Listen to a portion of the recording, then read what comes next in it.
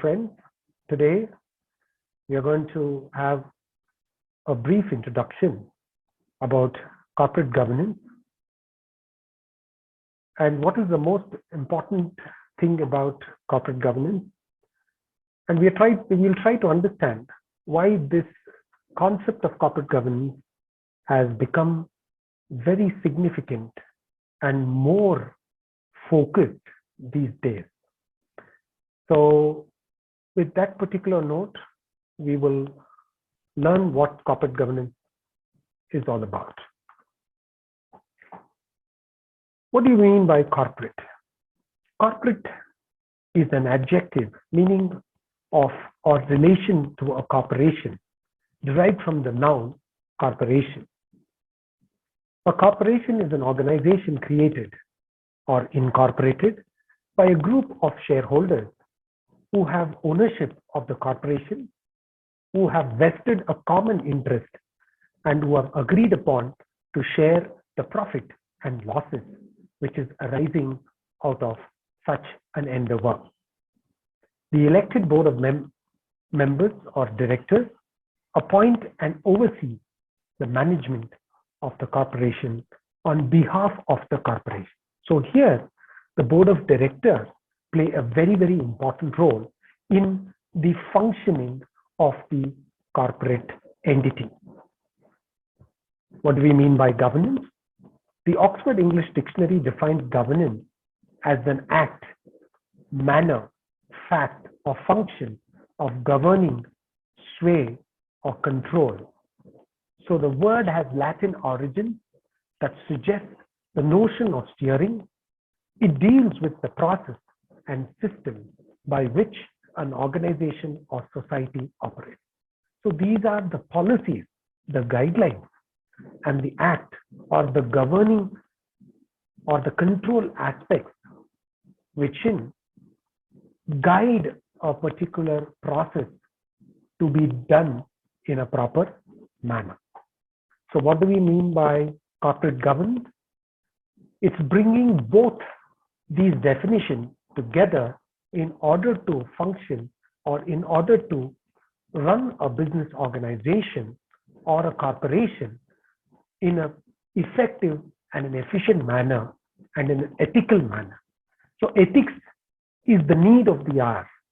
Ethics is the most important aspect, that whatever be the business that is being done has to be done in an ethical manner.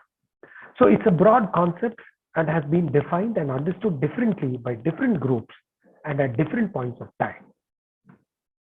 The first ever concept of corporate governance had been brought in by Sir Adrian Cadbury's committee in the UK, which had felt the need of the concept of corporate governance in the wake of all the failures, all the scams which happened with regarding to the failures of corporate governance at the institutional level or at the corporate level by various members of the corporate governance, which is nothing but the board of directors. The Cadbury Committee report defines it as a system by which companies are directed and controlled.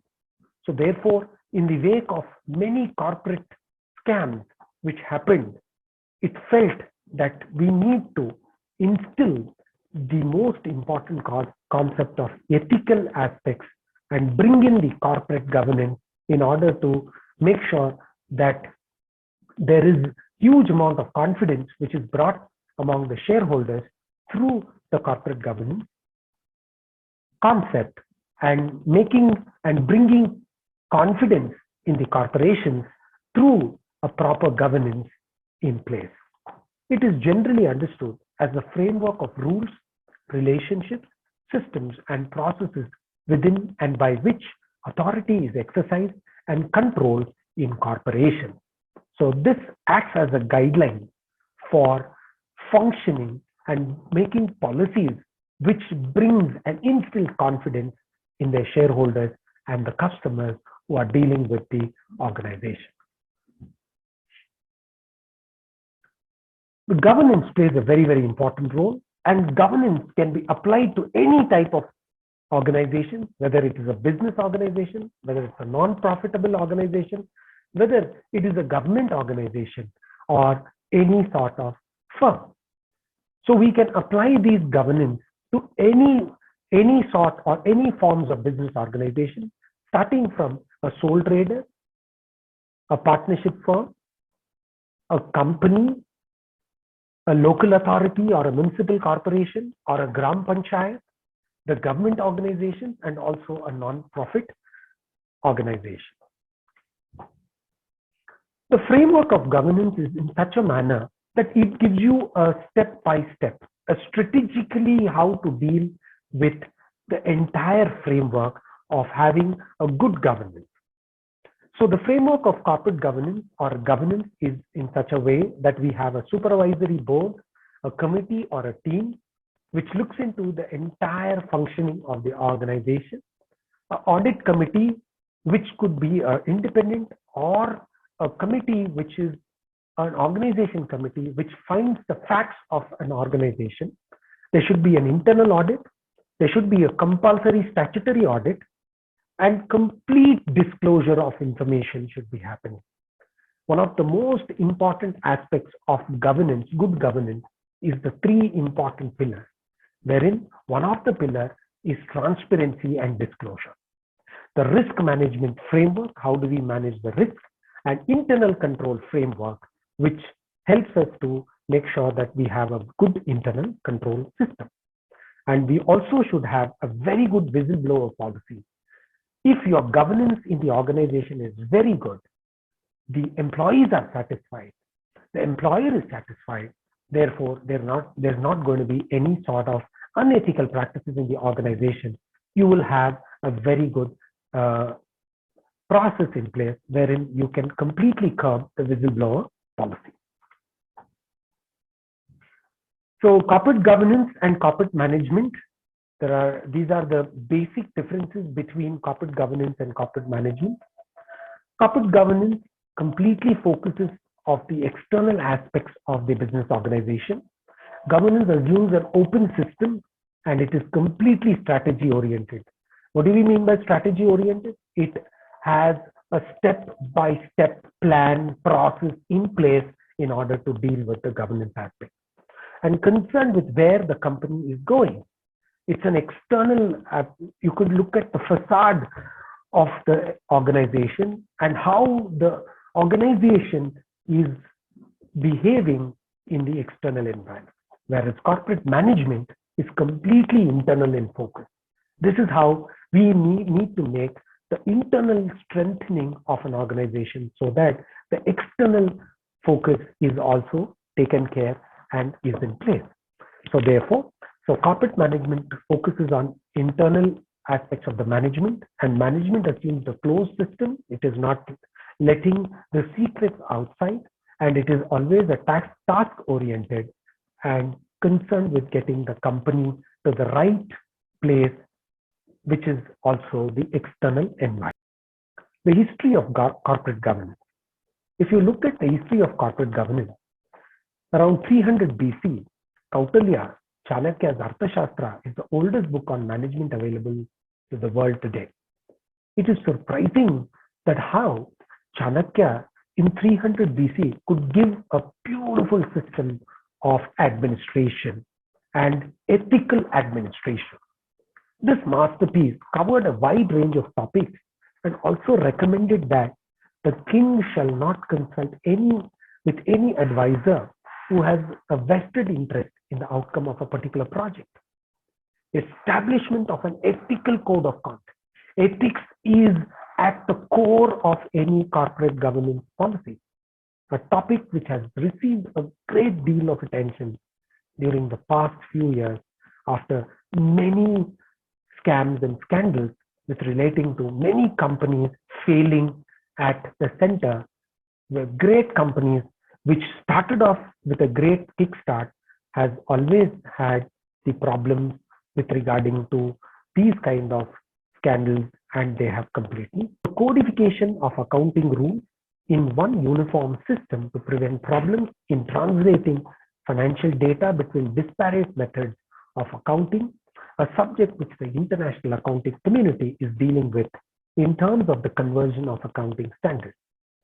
So we can see that the introduction of IFRS, which is an international financial reporting system, to bring a uniform code in the entire process of governance and accountability. In the Western world, the East India Company introduced a code of directors separating ownership and control in the UK and the Netherlands in the 16th. The international scenario.